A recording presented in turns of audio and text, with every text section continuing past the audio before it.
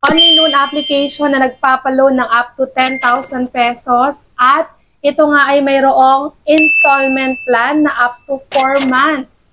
Hello mga ka-London! Loan dito, loan doon. Panibagong araw, panibagong only loan application na naman ang ating pag-uusapan at re-review. Tara, samahan niyo akong alamin kung ito na ba ang magiging solusyon sa pera problema natin. At kung bago ka lang sa channel na ito, huwag mo kalimutang mag-subscribe at i-click ang notification bell para lagi kang updated sa mga susunod pa nating mga videos. Super lapit na nga po ng Pasko at New Year, kaya naman panigurado talagang nahaharap tayo sa malaking gastusin. Maski ako nga po ay ramdam ko na dahil nga bukod sa mga pamasko sa mga inaanak, pang-prepare sa ating Noche Buena at Media Noche, syempre marami tayong Christmas party na atenan. Actually, hindi lang isa yan. Merong Christmas party sa office, sa work, meron pa sa family, sa friends, kaya naman panigurado ang dami nating kinakaharap na gastusin.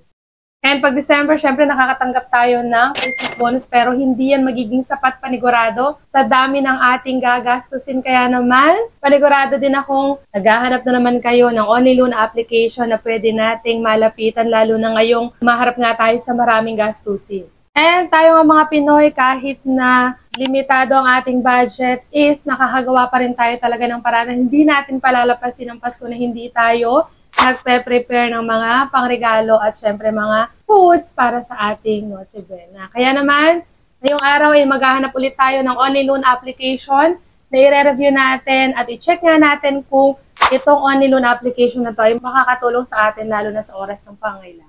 And syempre, isa sa hanapin natin yung medyo mataas magbigay ng credit limit, mababa ang mga interest and fees, at syempre yung may mahabang loan term dahil kaya nga tayo nangungutang ay wala naman agad tayong ibabayad dyan at syempre mas gusto natin yung mas magaan siyang mababayaran. At kagaya nga ng sinabi ko, itong OLA na i-review natin ay nag-o-offer ng 10,000 pesos at meron daw itong 4 months na installment plan.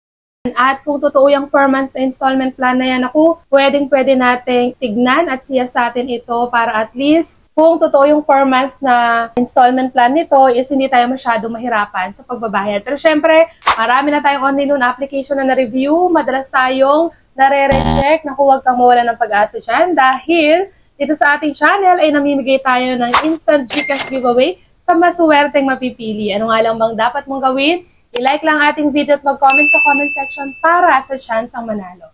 At ngayon ngang December is mamimigay pa tayo ng Noche Buena package sa masuwerteng mapipili, o diba? Totoong-totoo na nagkaka-idea ka at pwede ka pang magkaroon ng Noche Buena package. And syempre, balikan na agad natin ang OLA na i-review natin ngayong araw. Ito ay walang iba kundi si AppSiCash Loan and Loan App Quickly. Ito ay under ng Appsoft Incorporated. So ito ngayon ay may napakataas na ratings na 4.9 at bagong-bagong only loan application nga ito na mabilis daw mag-disburse na amount na niloan natin at nagpapaloan ng mula 50, 40, 20 at 10,000 nga daw ang pinakamababang pwede niya ipaloan sa atin.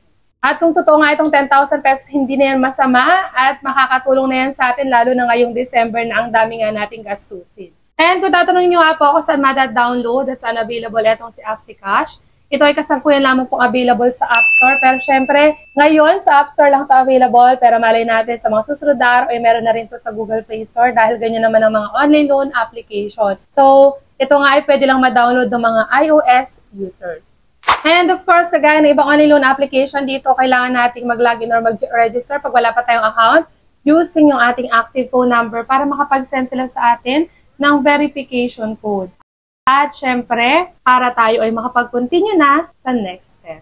At after nga nating makapag-register dito is susunod na agad yung application natin. So sa application, eto yung mga una nating sasagutan. So una na dito yung personal information. So sa personal information, kasama pa rin dito ang province of residence, city of residence, residential address. Kasama din pala dito yung postal code.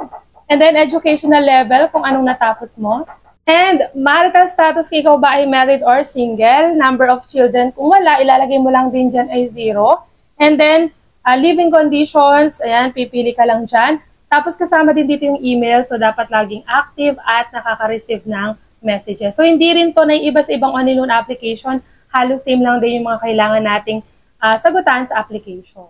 And sa work information naman, dito nakalagay yung profession, pipili lang. Tatanungin ka din nila kung gaano ka nakatagal sa iyong trabaho. And then nakalagay dito monthly salary or income. Baka dyan nila i-base kung magkano ba ibibigay sa ating credit limit. Siyempre, hindi naman tayo mabibigyan ng mataas na credit limit kung yung monthly income natin or salary natin is mababa lang. And dito nga, company name, company address, hindi pa rin mawawala. Company phone number, mag-ingat tayo pagbibigay ng ating company phone number. So dito nga, wala na rin additional documents na hihingin kagaya ng payslip or certificate of employment. And dito naman sa emergency contact, dito sa OLA na ito, kailangan natin makapag-provide ng 3. At pakaisipin natin mabuti lagi kung sino ilalagay natin dyan dahil syempre alam naman natin kung hindi ka nabaguhan sa OLA is sila yung susunod nilang tatawagan once na hindi tayo makontak at due date na natin. And syempre, re-ready natin yung sarili natin sa mga worst case scenario dyan na lahat ng contact sa phone natin ay na-access nila.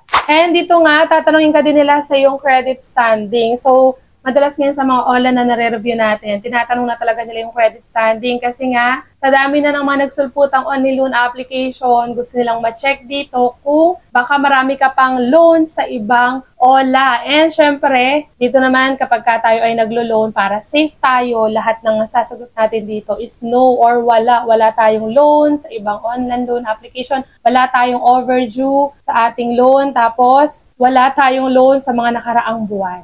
And ang mga ID na pwede dito, recommended dito, ay ang mga sumusunod. Pwede ang UMID, National ID, SSS, TIN, Passport, Driver's License, Postal ID, Voter's ID, at Health Card. And dito naman sa bank account information. So dito pwede pa rin through e-wallet or bank. So dito nakalagay yung account type. Pipili ka lang kung through bank mo ba gusto ma-receive at bayaran yung amount na ilo-loan mo or through e-wallet. So dito, pipiliin mo lang kung e-wallet or bank. So, i-confirm mo lang yun. And ganoon nga lang kabilis ang ating application. So, dito makikita ninyo na merong in-offer na products dito na nagre-range yung amount from 700 pesos up to 27,600 pesos. Napakataas niyan. And dito nga, nakalagay sa product ni AppsiCash na 700 to 27,600. At papapansin nyo, meron pang ibang products dito kagaya ni Quick Money PH at ni Peso Secure. So siguro ito yung mga dating pangalan netong si AppsiCash. Pero dahil si AppsiCash ang ating in-applyan, so click na natin yung